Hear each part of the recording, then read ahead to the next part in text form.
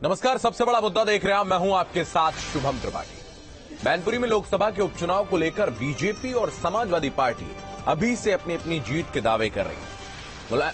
Samajwadi party को मुलायम सिंह यादव के नाम पर बम्पर वोट मिलने का भरोसा है, जिसका दावा अखिलेश कर रहे हैं। दावे की वजह भी है क्योंकि चाचा शिवपाल कह चुके हैं कि बहू डिंपल को जिताने के लिए अब साथ साथ आए हैं और अखिलेश जानते हैं कि गढ़ टूटा तो यूपी छूटा। लेकिन मैनपुरी में डिंपल की लड़ाई इतनी सिंपल भी नहीं है, क्योंकि बीजेपी पहले से ही प्रचार में पूरी ताकत झोंक चुकी है। बीजेपी के पुरोधा चीख चीख कर कह रहे हैं कि मैनपुरी हमारी है, मुलायम का गढ़ खाली है। और आज हम मेहमानों के साथ यही चर्चा करेंगे कि किसकी होगी मैनपुरी। देखिए रिपोर्ट।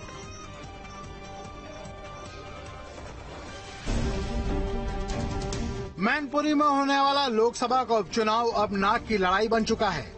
मुलायम सिंह की सियासी विरासत को संभालने के लिए उनकी बहू डिंपल यादव मैदान में है, जो मुलायम के नाम पर घर घर वोट मांग रही हैं।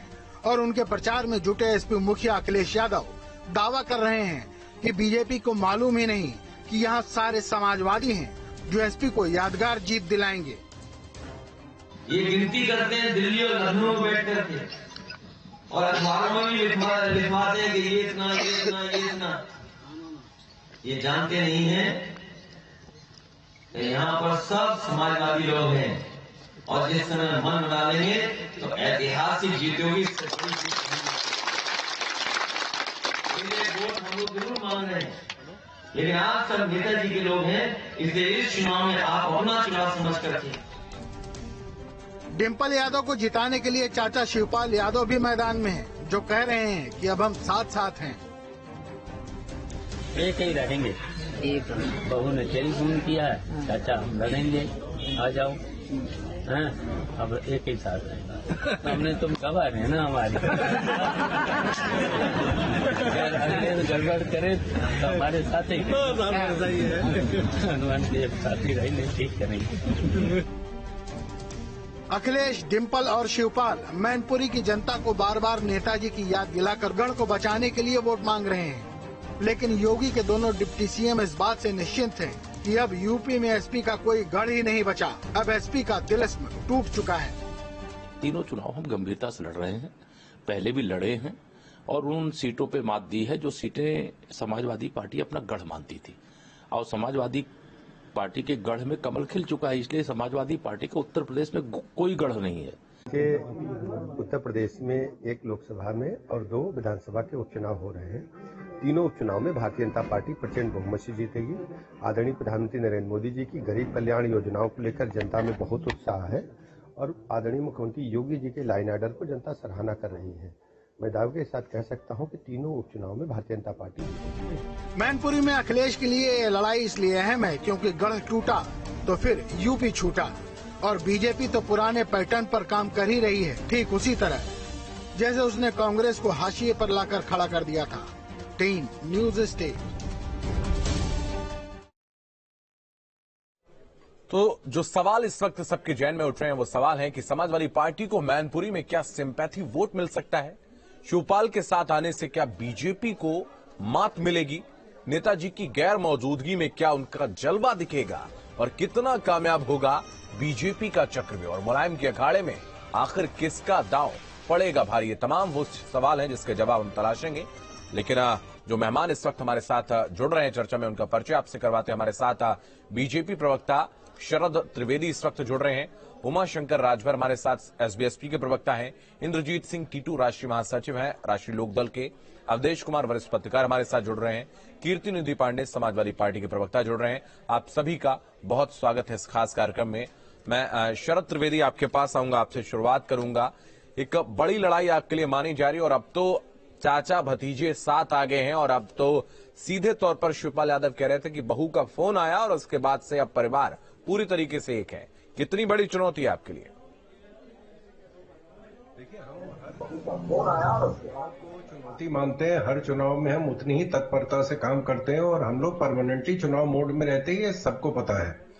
यहाँ पे सिर्फ सबसे बड़ी एक आश्चर्यचकित करने वाली बात है कि जो जनता की मूर्खता पे पार्टी को विश्वास है कि साहब जनता जो है नेताजी के प्रेम में, नेताजी से सहानुभूति की वजह से, या चाचा जी भतीजी जी के पास आ गए हैं उस वजह से, या बहू जो है उसने परिवार की बागडोर संभाल ली है तो इसलिए वोट दे देंगे, क्योंकि काम तो कुछ है नहीं। तो अब इन अनर्गल बातों पे ही जनता वोट देगी। जनता को सुरक्षा नहीं चाहिए, सुशासन नहीं चाहिए, जनता को उचित दाम नहीं चाहिए, वहां के किसान को अपना कोई डेवलपमेंट नहीं चाहिए, बिजली नहीं चाहिए, गैस नहीं चाहिए, मकान नहीं चाहिए, शौचालय कुछ नहीं चाहिए। सिर्फ सिंपैथी पे वोट मिलेगा कि किसको किससे सहानुभूति और कौन परिवार के साथ खड़ा हुआ है। और ये पहले जो है पार्टी में परिवार था, परिवार में पार्टी रह गई है, अब पूरी एक परिवार तक सीमित है। चाचा भतीजे, मौसी, भांजा, बुआ, फूफा। ये एक टीवी सीरियल है जिसमें जो सास बहू और साजिश वाला, जिसमें सास नहीं है, बाकी पूरा खानदान है। और इसका क्या भविष्य है वो आपको पिछले 2 चुनाव में जो इनका गढ़ माना जाता है उन चुनाव में हमें पता चल चुका है। रामपुर में क्या हश्र हुआ, आजमगढ़ में क्या हश्र हुआ, और डिम्पल जी पहले भी चुनाव हार चुकी हैं। उनको लेकिन रामगोपाल यादव तो कहते हैं, रामगोपाल यादव तो कहते हैं कि अब तक का सबसे कमजोर प्रत्याशी आपने दिया है। नहीं, ये तो 8 तारीख को पता चलेगा कि किसने क्या दिया है। हम बड़ी बातें नहीं करते, हम बड़े काम करते हैं। और जिस तरह की माननीय मोदी जी और माननीय योगी जी ने जिस तरह का काम किया उस पर जनता ने 4 बार आशीर्वाद दिया है। तो हम लोग बिल्कुल निश्चिंत हैं, हम लोगों को जनता पे विश्वास है, जनता को हम में विश्वास है। जिस तरह का हम लोग काम करते हैं, ये कर्म प्रधान पार्टी है, ये सिर्फ काम में विश्वास करती है। हमारा बहुत पुराना नारा था, जो कहते हैं सो करते हैं। हम लोगों ने कहा, वो करके दिखाया, और उस पर जनता ने हमको वोट दिया। वापस आएंगे आपके पास। ध्वस्त हो गए हैं, तो भविष्य क्या है वो हम सबको पता है। आप बने रहिए हमारे साथ। उमाशंकर राजभर जी, मैं आपके पास आऊंगा। आज मैं सुन रहा था अरविंद राजभर साफ तौर पर समाजवादी पार्टी पर हमला कर रहे थे और वो कह रहे थे कि अखिलेश यादव अवसरवादी हैं। तो जब तक आपके साथ थे तब तक अवसरवाद नहीं दिखा आपको? यही बात हमारे नेता प्रकाश राजभर जी आजमगढ़ के उपचुनाव में कह रहे थे। तो क्या यह बता दीजिए, अगर वो एसी कमरे में नहीं बैठे होते तो आज उनके भाई जो है धर्मेंद्र यादव सांसद रहते। लेकिन आप सोचिए कि आप एक भाई के लिए नहीं आ रहे, उधर शिवपाल जी के लिए करें, हम एक परिवार हैं, लेकिन आप धर्मेंद्र यादव के लिए नहीं आ रहे हैं। आप रामपुर लोकसभा में नहीं आए और रामपुर विधानसभा में खतौली नहीं जा रहे हैं। आप सोचिए कि पत्नी के लिए आप घर घर दरवाजे आप जा रहे हैं। तो अगर यही स्थिति रही होती तो आज ये नौबत नहीं आती। इसका मतलब आपको हार का डर सता रहा है। भाजपा जीत जाएगी, जैसे आजमगढ़ जीत गई, रामपुर जीत गई, वैसे मैनपुरी जीत जाएगी, यही डर सता रहा है। दूसरी बात जो आपने कहा शुभम जी की बात, परिवार की बात आपने कहा जो है कि माननीय अवसरवादिता की आपने बात कहा, तो हम तो बहुत कम समय के साथ रहे, लेकिन हम लोगों ने देखा कि किस तरह से यह विधानसभा के चुनाव में 22 ने हमारे साथ धोखा किया। तो क्या होने जा रहा है, कौन जीत रहा है वहां पर चुनाव में?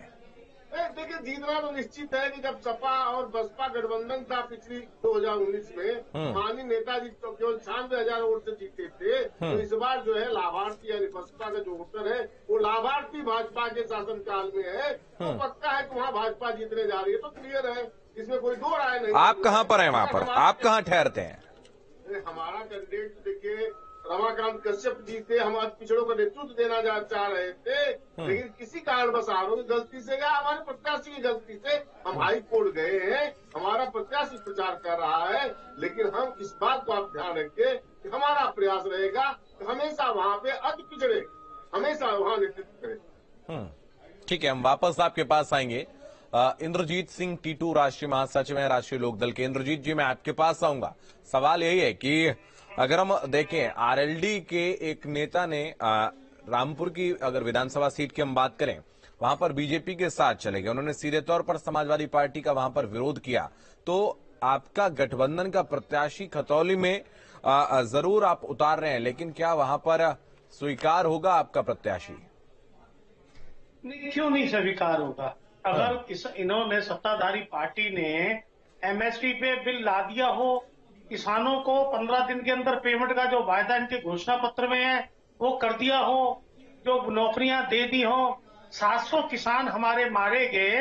अगर ये 7 मिनट के लिए किसी किसान भाई के घर में जाकर दुख प्रकट कर आए हो, किसी को नौकरी दे दी हो, किसी को मुआवजा दे दिया हो, देखो मूलभूत सुविधाएं क्या है। अगर वो मूलभूत सुविधाएं अगर आप नहीं दे पाए तो आप किस आधार पर कहते हैं कि हमें 7 महीने बाद दोबारा वोट दो? अभी 7 महीने पहले तो आपने घोषणा पत्र में कहा कि हम 15 दिन के अंदर गन्ने की पेमेंट कर देंगे। किसानों को वहां से उठा दिया। प्रधानमंत्री जी ने, मुख्यमंत्री ये कह दिया कि हम एमएसपी पे बिल नहीं आएंगे। आपने कहा कई फसलों पे एमएसपी दिया जाएगा। अगर सरकार ने अपने किए वायदे पूरे कर दिए हैं तो भरपूर वोट मिलेगी। लेकिन इस अब के जनता ये देखना चाहती है कि हमारे साथ कौन खड़ा रहता है, कौन हमारा सुख दुख का साथी है, कौन हमारे अगली पंक्ति में खड़ा नजर आता है, कौन आदमी, कौन सी पार्टी। वहां तो लोग कह रहे हैं कि बाहरी प्रत्याशी है। देखिए ये एक अधिकार है। कोई भी आदमी, भारतवासी किसी भी कोने से जाके लड़ चुका है और लड़ता आया और लड़ सकता है।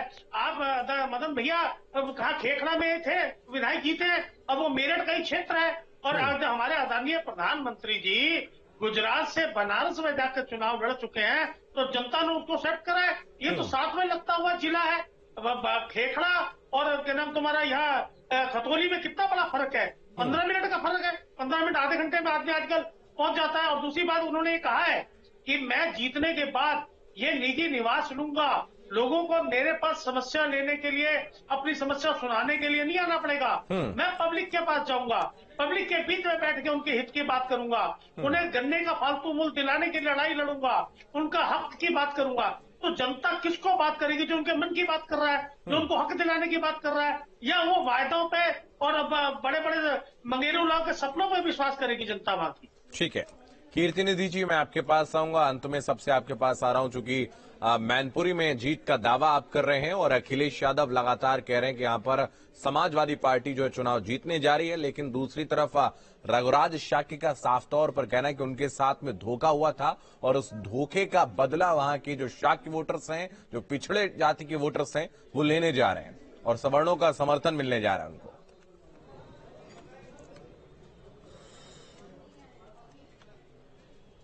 शुभम जी, रघुराज सिंह शाक्य को 2 बार एमपी बनाने का काम समाजवादी पार्टी ने किया। हमारे नेता जिसके सीट पे आज चुनाव हो रहा, जिनके अनुपस्थिति में आज मैनपुरी का चुनाव हो रहा, आदरणीय मुलायम सिंह यादव जी हमारे बीच में नहीं है।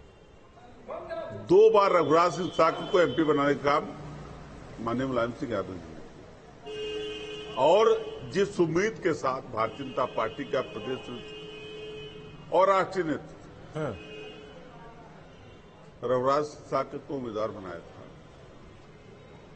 आज जिसके भरोसे उम्मीदवार बनाया, उनको लगता था भारतीय जनता पार्टी को कि माननीय शिवपाल जी उनकी मदद कर देंगे। लेकिन मैं लगातार एक बात कहता रहा कि माननीय शिवपाल जी परिवार के साथ रहेंगे, आदरणीय अध्यक्ष जी के साथ रहेंगे और अपनी बहू के साथ रहेंगे। तब हमसे तमाम सवाल होते थे। लेकिन आज वही बात सच है जो मैं लगातार डिबेट में कहता रहा। और आदरणीय शिवपाल सिंह यादव जी और आदरणीय अखिलेश यादव जी जिस दिन एक साथ हुए, उसी दिन भारतीय जनता पार्टी चारों खाने चित। और मैं पूछ रहा हूं भारतीय जनता पार्टी के लोगों से कि अगर प्रेम कुमार शाक्य साहब बहुत मजबूत उम्मीदवार थे और नेताजी के खिलाफ केवल 94, तो चाचा तो अभी चुनाव में भी साथ में ही थे, विधानसभा चुनाव में। भले ही आपने उनको कहीं का ना समझकर सिर्फ एक ही विधानसभा सीट दे दी हो। अरे सुनिए शुभम जी, हाँ, साथ में नहीं थे चाचा आपके, तभी तो आपके साथ में थे ना।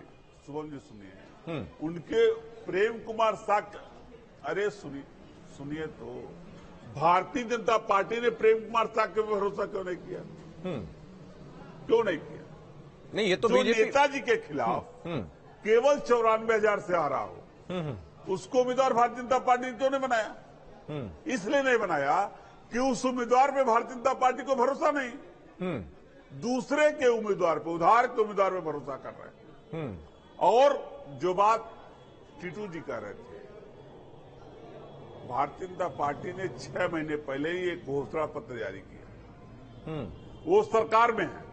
उन्होंने कहा था कि हम किसानों को बिजली मुफ्त देंगे, और सदन में हमने सवाल खड़ा किया, समाजवादी पार्टी ने सवाल खड़ा किया, आदरणीय अखिलेश यादव जी ने सवाल खड़ा किया कि अब किसानों को बिजली मुफ्त दीजिए।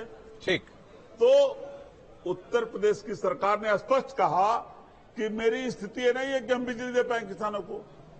ये हालात है उत्तर प्रदेश के अंदर कि जो भारतीय जनता पार्टी की सरकार है, ठीक है, सिर्फ लोगों को बेवकूफ बना रहे हैं। मैं वापस आऊंगा आपके पास लगातार बढ़ अवधेश जी। ठीक है, मैं वापस आऊंगा कीर्तिनी जी। अवधेश जी हमारे साथ जुड़े हैं, वरिष्ठ पत्रकार हैं, देरी से उनके पास आ रहा हूं। अवधेश जी, सवाल यही है कि भले ही लगातार चाहे समाजवादी पार्टी हो, उनके नेताओं के द्वारा, प्रवक्ताओं के द्वारा ये कहा जा रहा है कि सब कुछ अब सेटल है, चाचा भतीजे साथ में, लेकिन एक अगर आपने उस प्रतिक्रिया पर गौर किया हो, शिवपाल यादव जब एक नुक्कड़ सभा के दौरान अपना उद्बोधन दे रहे थे, उन्होंने कहा कि बहू का मेरे पास फोन आया था और फिर मैंने बहू से कहा कि देखिए अब तुम ही गवाह हो, अगर अखिलेश कुछ गड़बड़ करें तो तुमको मेरा पक्ष रखना होगा।